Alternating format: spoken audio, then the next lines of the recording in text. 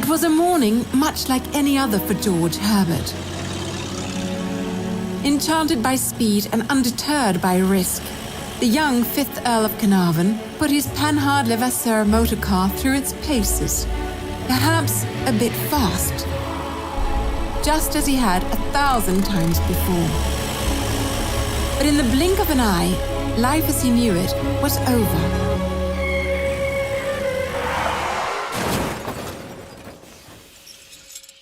The crash was the ultimate stroke of bad luck, and a bleak future lay ahead, or so it seemed. The once dashing, carefree 5th Earl of Carnarvon was left with severe injuries and lungs so badly damaged he was told to avoid English winters.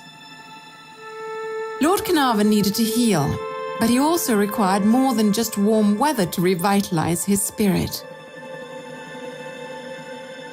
Great-grandfather was one of those sort of last great adventurers of the late Victorian and Edwardian period.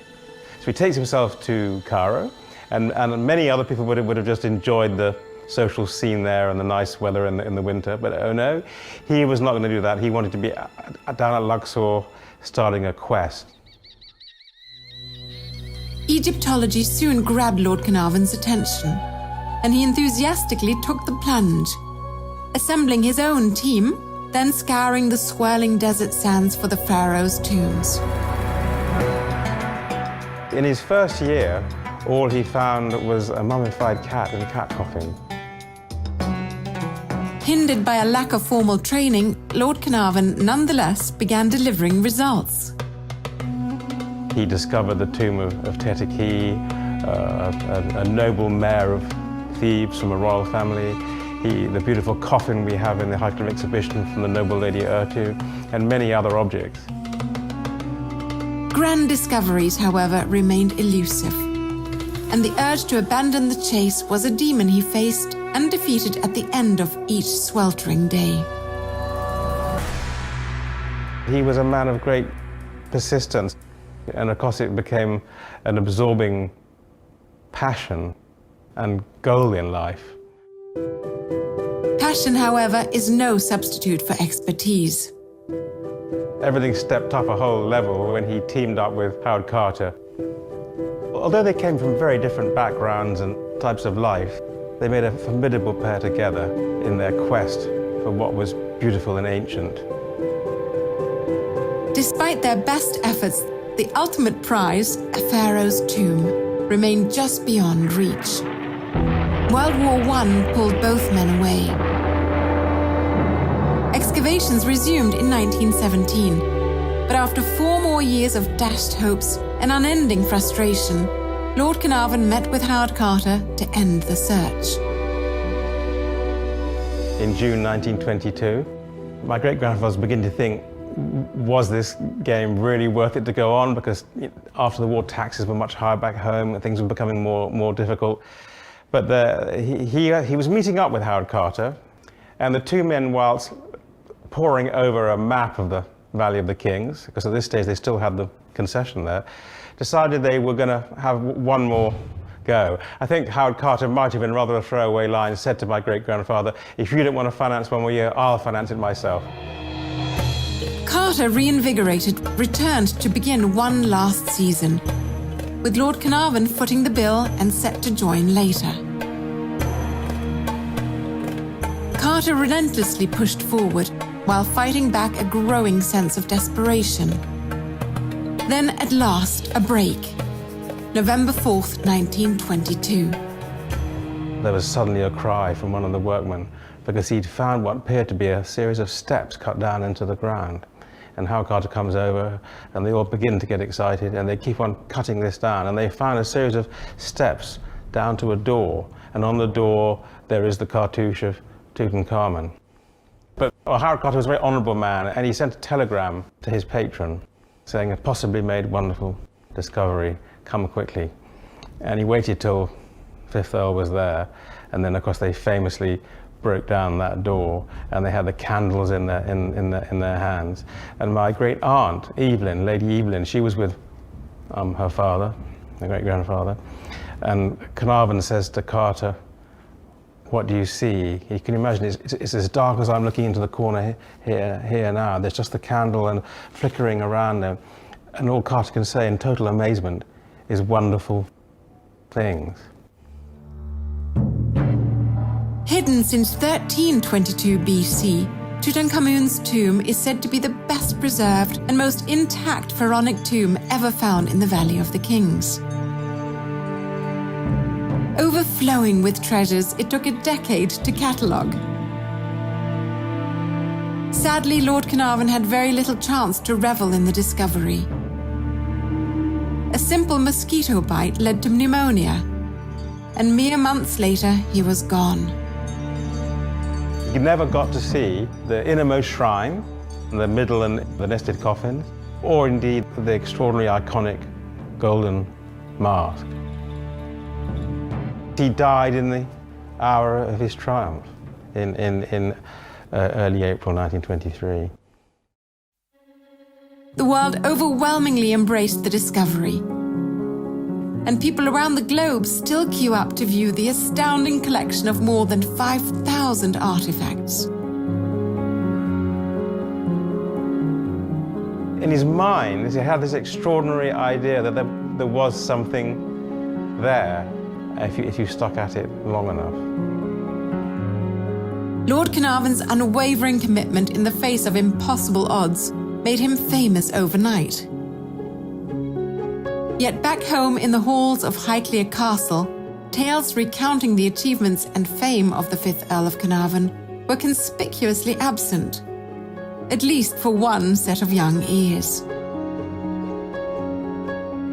My grandfather, who I loved and got to know very well, he was a great raconteur. He loved telling stories, but there was one flaw. He thought his father's sudden and premature death at a relatively young age brought him bad luck. And the Tutankhamun story was not something he shared with his grandchildren. The few Egyptian objects that Howard Carter had left at Highclere, my grandfather hid away in cupboards between two rooms and blocked the access off. We only discovered these objects after my grandfather died in the autumn of 1987. It was a strange moment that might have been a scene from Downton Abbey itself. And my father is walking around with Robert Taylor, my grandfather's butler, who was a very Carson-like chap and very the gentleman's gentleman. And Robert Taylor says to my father, "Oh, my lord, there is the Egyptian stuff, you know." And my father said, "What Egyptian stuff? There's none at Highclere. That's either in Cairo or in New York." Oh, he says, "There is. It's hidden between these two rooms." Inspired by these priceless artifacts, the family created an immersive taste of Egypt inside the walls of Highclere. My wife Fiona and I, we wanted to pay a tribute to the two men at Highclere, to show people about those discoveries and give them a better interpretation before they venture out to Egypt. In all, there are 6 rooms of artifacts and exquisite replicas. You're somehow touching the depths of humanity's time in the past.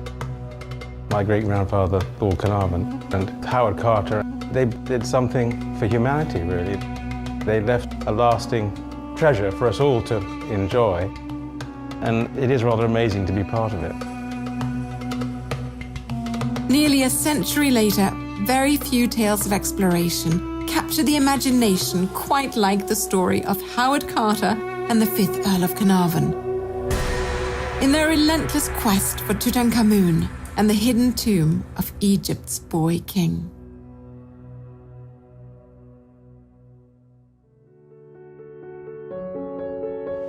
Well, we're in our Egyptian exhibition in the cellars at Highclere Castle, and I'm just looking at one of the extraordinary objects that we have here, that still from the time of my great-grandfather's work and excavations in Egypt in the first decade of the previous century. And it was around about 1907, 1908 when my great-grandfather returned to Egypt. It could be a second or third season of excavation.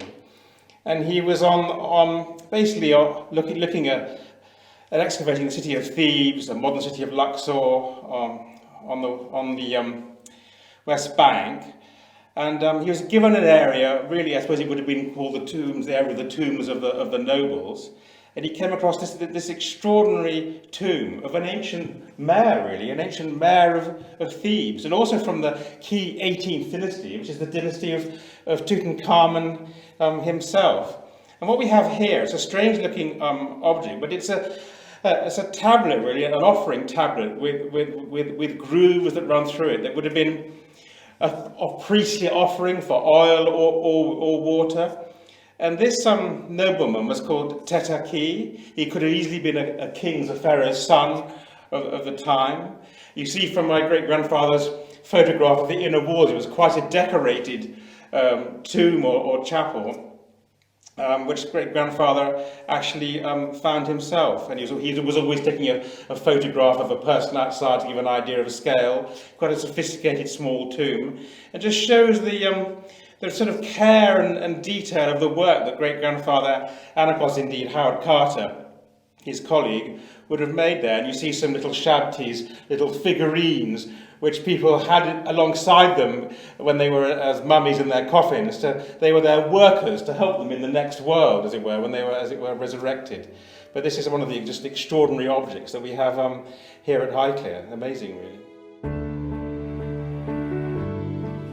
Well, here we're looking at some of the rather extraordinary objects that we actually found here in the castle after the death of my grandfather. And these are objects that were found by my great-grandfather, the 5th Earl of Carnarvon, and were left here at Highclere when most of his amazing collection before Tutankhamun was sold to the Metropolitan Museum in the mid-1920s by my great-grandmother. But they're rather fascinating, these, because there are literally, in this cupboard, we found these perfect little wooden trinket boxes, maybe up to 4,000 years old, and they were the faience blue colours, quite decorative. And they were found near the famous Lady Pharaoh, Queen Hatshepsut's mortuary temple by my great-grandfather. And they're just in incredibly good condition. You can still sort of practically open and slide the lids, and there's beautiful jewellery. You can understand it. There's an amazing little leather archer's wrist guard. So, you know, you're putting back your great bow, you need a wrist guard for your left wrist, and on it are stamped, and you can still see the traditional enemies of the pharaohs of Egypt. So the Syrians to the north and the Nubians to the south, they were the enemies of the great pharaohs of Egypt of the time. You know, just incredible little objects, really. Moving across a little bit to the right, there was one season my great-grandfather and Howard Carter, they went up to the north of Egypt, to the delta, much wetter area, and they didn't find too much, but they found one rather incredible collection of late Egyptian silver, Ptolemaic period silver. And this is some silver bracelets that they found at Tel al-Balamun, and they're there. Just really incredible things to look at today, really. It's not always known that one of the 5th Earl's great talents, in fact, was as an early and very accomplished photographer. He really understood the process, how to use the early cameras, and understood the chemistry and the plates and how to develop things. And we have one of his cameras he used a lot here in our exhibition, which is really rather amazing, plus some examples of his photography, not of Egypt, but as a portraitist photographer, and he even won prizes in this area. And then as far as Egypt is concerned, we have many small, very high resolution photographs which he took out in Egypt when he was both as a tourist and doing excavations. And this is a really rather wonderful shot of the Lady Pharaoh Hatshepsut's mortuary temple. And of course the Valley of the Kings is over the top, the other side of this small mountain. And the mortuary temple has been restored over many years by a great expert group from Polish archaeologists from Warsaw. But it's just an incredible site cut into the base of this cliff. It's really worth seeing. And this resolution of this photograph, we managed to blow it up to this size from a small one, just shows the skill of great-grandfather's work in the world of photography. Well, we remain in the archive part of our Egyptian exhibition here at Highclere. We're looking at my great-grandfather's actual medicine chest and first aid box of the time. And we can still see these little glass vials of tinctures of this and salts of that, and the one says tannic acid jelly and other excitements, medical excitements of the time. I'm sure all very useful to him and Howard Carter when they were out there in the heat of the desert, but everything that nature throws at you in those extreme conditions. But there's also a little bit more of his work as a photographer here. Of course, there's one of his photographs is rather extraordinary. It's a sort of first effort at colour photography with the colour tints appearing on the decorated saddle of the camel. There you see with the sunset and the pyramids in the distance. Not so easy to see from where I am, but you can actually see the flooded areas of the Nile down by the pyramids, which of course is a scene you'd never see now since the building of the Aswan Dam. And then at the bottom here, there's a rather wonderful photograph of the house which still stands today, that great-grandfather built for Howard Carter, his colleague in Egypt, and it's called Castle Carter, and it was built very cleverly to withstand the extreme heat and climate and be cool inside. And great-grandfather had a photography development room there. Carter lived there and did a lot of work, and they both stayed there quite a bit, not far from the entrance to the Valley of the Kings. Again, all these things are absolutely fascinating, really. Retrace the steps of perhaps the world's most famous Egyptologist, the explorer Howard Carter, the man who, along with his benefactor, the 5th Earl of Carnarvon, revealed the tomb of King Tutankhamun to the world in 1922.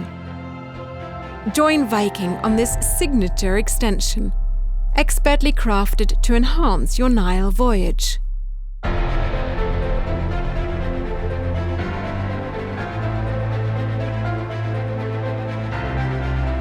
With privileged access to experts and rare artifacts, Egypt and Carter's legendary story come to life. Step into the British Museum before opening hours to enjoy a private exploration of its astounding collection, the largest outside Egypt, as you delve into the life and work of Howard Carter with an expert Egyptologist. At the Petrie Museum, over 80,000 artifacts from ancient Egypt and Sudan unfold before you. Take in this fascinating collection during a private opening that includes an in-depth lecture to further enrich your knowledge of ancient Egypt.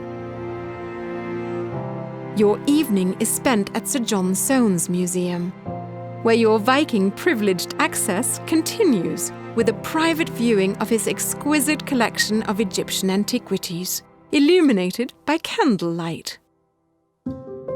Beyond London, in historic Oxford, the Ashmolean Museum welcomes you. It's one of the world's oldest and holds a noteworthy collection of Egyptian treasures.